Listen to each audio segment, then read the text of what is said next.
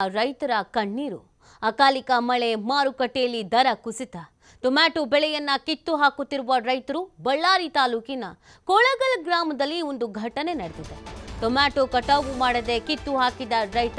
2 ಎಕರೆಯಲ್ಲಿ ಟೊಮ್ಯಾಟೊ ಬೆಳೆದಿದ್ದ ರೈತ ನಾಗರಾಜ್ ಆಲಿಕಲ್ಲು ಮಳೆಗೆ ಹೊಲದಲ್ಲೇ ಕುಳಿತ ಟೊಮ್ಯಾಟೊ. ಮಾರುಕಟ್ಟೆಯಲ್ಲಿ 2 ಕೆಜಿ ಟೊಮ್ಯಾಟೊಗೆ 10 ರೂಪಾಯಿ. 1 ಎಕರೆಗೆ 70,000 ಖರ್ಚು ಮಾಡಿದ್ದ ರೈತ.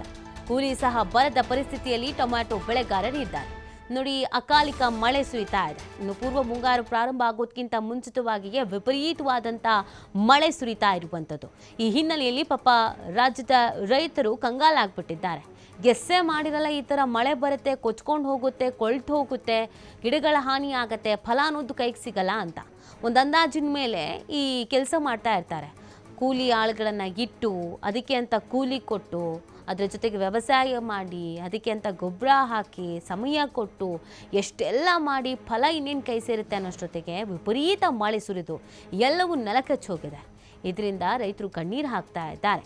ಟೊಮೆಟೊ ಬೆಳೆ ನಂಬಿ ನಾವು ಜೀವನ ಮಾಡಬೇಕು ಅಂದ್ಕೊಂಡಿದ್ವಿ, ಈ ಥರದ ಪರಿಸ್ಥಿತಿ ಆಗಿದೆ. ಮಾರುಕಟ್ಟೆಯಲ್ಲಿ ದರ ನೋಡಿದ್ರೆ ಸಂಪೂರ್ಣವಾಗಿ ಕುಸಿತ ಆಗಿದೆ. ಇದನ್ನು ಹೇಗೆ ತಾನೇ ನಾವು ಈಗ ಮಾರಾಟ ಮಾಡೋದು ಅನ್ನೋದು ಅವ್ರ ಪ್ರಶ್ನೆ. ಟೊಮೆಟೊ ಬೆಳೆಯನ್ನು ಕಿತ್ತು ಹಾಕ್ತಾ ಇದ್ದಾರೆ ರೈತರು.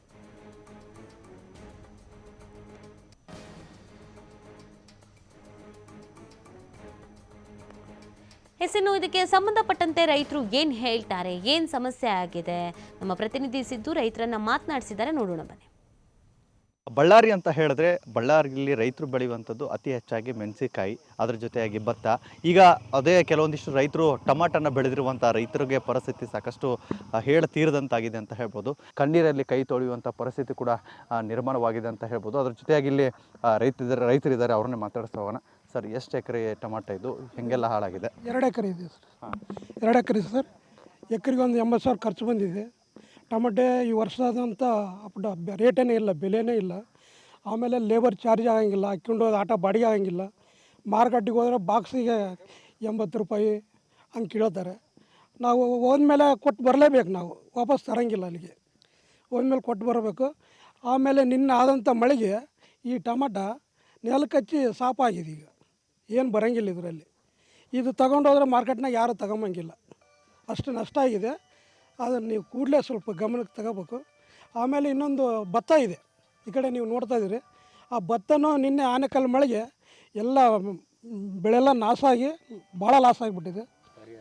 ಅದಕ್ಕೆ ಸರ್, ಈ ಟೊಮಾಟೊ ಬೆಳೆದಿರುವಂಥ ಬೆಳೆನ ಈಗ ಈ ರೀತಿಯಾದಂಥ ಹಾಳಾಗಿದೆ, ಇದನ್ನು ಮುಂದೆ ಯಾವ ರೀತಿ ಮಾರಾಟ ಮಾಡೋಕ್ಕಾಗತ್ತಾ, ಅಥವಾ ಏನಾದರೂ ಕುರಿಗಳು ತಿನ್ನಿಸೋದು, ಹಿಂಗೆ ಏನಾದ್ರು ಪ್ಲ್ಯಾನ್ ಮಾಡ್ಕೊಂಡಿದ್ದಾರೆ? ಇಲ್ಲ ಸರ್, ಮಾರಾಟನ ಮಾಡೋಕ್ಕಾಗಲ್ಲ. ಮಾರಾಟ ತಗೊಂಡವಲ್ಲ, ಯಾರು ತಗೊಂಡಲ್ಲ. ಮಾರಾಟನ ಯಾರು ತಗೊಂಡಲ್ಲ. ಇದು 1.5 ಎಕರೆ 2 ಎಕರೆ ಸರ್. ಇದು ಭೂಮಿ ಫುಲ್ಲು ನಾಶನ ಆಗೈತೆ ಸರ್, ಸಂಪೂರ್ಣ ನಾಶ ಆಗೈತೆ. ಅದಕ್ಕೆ ಏನನ್ನ ಗೌರ್ಮೆಂಟವ್ರು ಪರಿಹಾರ ಕೊಟ್ಟರೆ, ಸರ್ಕಾರದವ್ರು ಪರಿಹಾರ ಕೊಟ್ಟರೆ ಸ್ವಲ್ಪ ರೈತರು ತಿಬ್ಬಿಸ್ತಾರೆ. ಇಲ್ಲದ್ರೆ ಮತ್ತು ರೈತರ ಪಾಲು ದೇವರ ಪಾಲು. ಅದನ್ನು ಸ್ವಲ್ಪ ಗಮನಕ್ಕೆ ತಂದು ಮಾಡಿದರೆ ಬೇಸಿರ್ತದೆ. ಏನು ಒಂದು ಇದು ಮಾರಲ್ಲ ಸರ್. ಇವಾಗ ತಗೊಂಡು ಹೋದ್ರೆ ಏನು ಮಾಡ್ತೀವಿ? ಏನು ತಗೊಂಬರಲ್ಲ, ಯಾರು ತಗೊಂಬರಲ್ಲ. ಇಲ್ಲಿಗೆ ಸಂಕಟದಾಗಿದೆ ಸರ್. ಎಲ್ಲ ಬೆಳೆಗಳು, ನೆಲ್ಲಿ ಬೆಳೆಗಳು, ಮೆಣಸಿನ್ಕಾಯಿ ಬೆಳೆಗಳು, ಎಲ್ಲ ಬೆಳೆಗಳು ನಷ್ಟ ಇದೆ ಸರ್. ರೈತರು ಯಾರು ಉಳೆ ಹೊತ್ತು ಬಂದಿಲ್ಲ ಇವತ್ತು. ಸದ್ಯಕ್ಕೆ ಇವಾಗ ನಾವು ಇದಂತ ಪರಿಹಾರ ಅಂದರೆ ಮಾಡ್ರಿ ಸರ್, ಪರಿಹಾರ ಮಾಡಿಕೊಡ್ರಿ ದಯವಿಟ್ಟು. ನಷ್ಟ ಪರಿಹಾರ ಗೌರ್ಮೆಂಟ್ಲಿಂದ ಕೊಟ್ಟರೆ ನಮಗೆ ಡಿ ಸಾಹೇಬ್ರು ಇನ್ನೊಬ್ಬರು ಅನುಕೂಲ ಆಗ್ತದೆ. ಇಲ್ಲದ್ರೆ ರೈತರು ಮ್ಯಾಕ್ ಎದ್ದಾದಲ್ಲ ಸರ್, ನೋಡಿದ್ರಲ್ಲ ಸರ್. ಎಲ್ಲ ನೀವೆಲ್ಲ ಇದು ಮಾಡ್ರಿ ಸರ್. ನಿರಂತರವಾಗಿ ರೈತರಿಗೆ ಒಂದಲ್ಲ ಒಂದು ಸಮಸ್ಯೆ ಅಂತೂ ತಪ್ಪಿದ್ದಲ್ಲ. ಒಂದು ಕಡೆ ಭತ್ತದ ಹಾಳಾಗಿದೆ, ಇನ್ನೊಂದು ಕಡೆ ಟೊಮಾಟೊ ಕೂಡ ಸಂಪೂರ್ಣವಾಗಿ ಆನೆಕಲ್ಲು ಮಳೆಯಿಂದ ಹಾಳಾಗಿರುವಂಥದ್ದು. ಆದರೆ ಸರ್ಕಾರ ನಮ್ಮ ಬೆನ್ನಿಗೆ ನಿಲ್ಲಬೇಕು. ಕಷ್ಟದಲ್ಲಿದ್ದೀವಿ, ಆದಷ್ಟು ಬೇಗನೆ ಸರ್ಕಾರ ಕೂಡ ಇದಕ್ಕೊಂದು ಪರಿಹಾರ ಕೊಡಬೇಕು ಅಂತ ಹೇಳ್ಬಿಟ್ಟು ರೈತರ